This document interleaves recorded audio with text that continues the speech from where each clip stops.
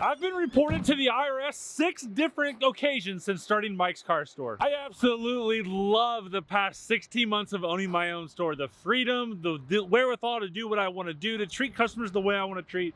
But man, I'll tell you what, I don't think I've ever, in 23 years, until I started this place, been reported to the IRS as much as I have now. It's absolutely insane. And you know whose fault it is? It's the customer's fault. Now, I know you're probably like, seriously, dude, you're blaming the customers. Absolutely. Whose fault is this that I'm getting reported? The customers. Adrian? Yours. Oh, of course, Mrs. Chevy, dude, has to blame something on me. Hey, bring something up from 1996 that was my fault.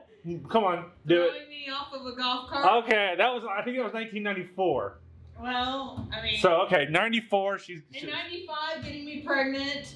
That was not my fault, that was your fault.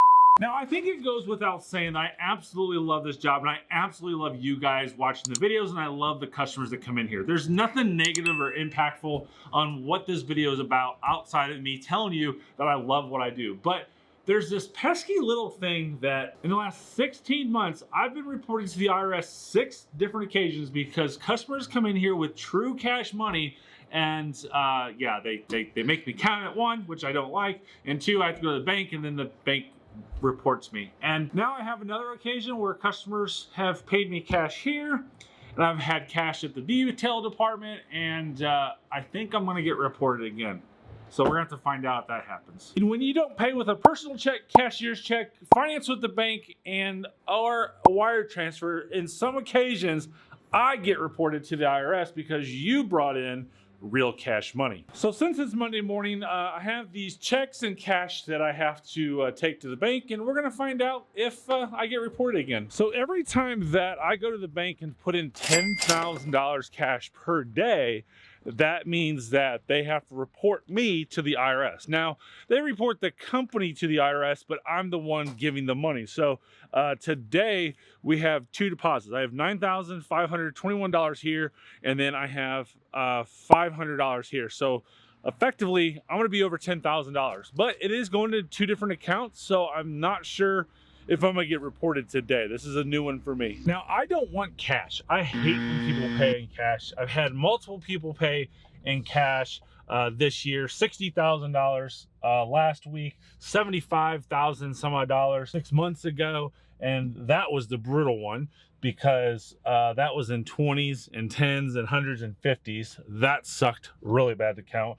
We do have a money machine that counts it, but every single time that we get large sums of money, it seems like it doesn't want to work. It's really, really insane. So not to mention the security issues of having that much cash as well. I don't want to run into any security issues. I don't want to run into someone robbing me or trying to break into the building thinking there's money in there, because there's not. We don't keep anything of value in our building because I just don't think that any building that you or I own is secure. As a former firefighter, I know how to break into buildings very, very quickly, and locks on doors just keep honest people honest. If I want to be inside of a building, I can get inside of a building in probably 30 seconds. So that's why I don't keep anything of value in our buildings. Keys, titles, cash, all that good stuff, it leaves with us. And I don't even take it home. I take it somewhere else. So that way, if our house got broken into, thinking people looking for money that we have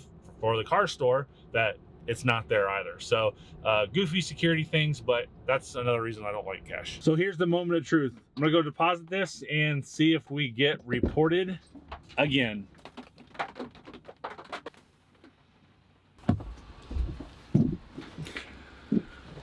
So they couldn't tell me if they were gonna fill one out or not, because this is something new to me, but they handed me this. All right, so let's talk about this little piece of paper the bank gave me. While I was in there, I simply asked the question, since I'm depositing over $10,000 cash in the bank in 2 different accounts, do I get reported to the IRS? Now, I want to say that I don't care if I get reported. We're not doing anything illegal. We're not doing anything wrong. Only people who are going to care about getting reported to the IRS when they're doing illegal things. And with 2 new businesses, I need to make sure my balance sheets are looking very, very good for whatever reason. When I bought this building, my accountant gave all of the stuff that we needed to buy this building, and 30 days later we closed. It was stupid simple, right? So with 2 new companies, I want to make sure everything is on the up and up. So this is basically saying, why is my financial institution asking me for identification of personal information? Can I break up my currency transactions into multiple smaller amounts to avoid being reported to the government? The answer to that is no, by the way. So the 8300 form is a cash transaction reporting form when you, as a business, receive over $10,000 in cash. So, or you deposit it into the bank account. So let's say you sold your car privately, the customer that bought your car privately handed you more than $10,000 cash, and you go deposit it into your checking account, they will report you to the IRS. If you give me $10,000 or more cash here, I report you. If you make it suspicious, I report you. The infamous saying that I've been learned for 23 years is, when in doubt, fill it out. So it was really interesting. I was truly asking because I didn't know. Was hoping from one professional to another professional that they would tell me, but apparently they can't even talk about it. We don't talk about it here, right? Somebody starts bringing it up, I'm like, I don't want to talk about it. We can't guide you in any way, shape, or form. It's black and white with the laws, right? So it's kind of interesting that they just gave me this form, because this form absolutely tells me nothing at all. Examples of structured transactions. So they thought that I was maybe structuring transactions, which I'm not. $600 from the detail department, and whatever that $9,500 and some odd dollars was for the dealership. So really, really interesting. But I would have to say that yeah, I was reported again, 7th time in 16 months. Woohoo! Business is great. Oh my God.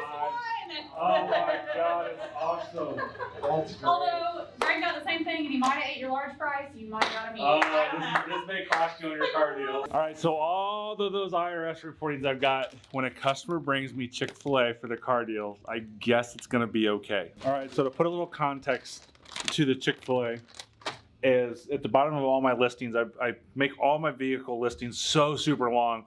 At the bottom, I basically say, if you got here, you must be really bored, yada, yada, yada. And by the way, if you're coming out here, you want a really good deal, bring me Chick-fil-A. And I'm very specific on my order.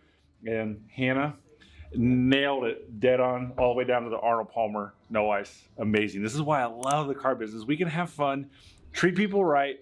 And now we're at number 84, which is only 16 more units away before we give away our next car, which is going to be in the month of March.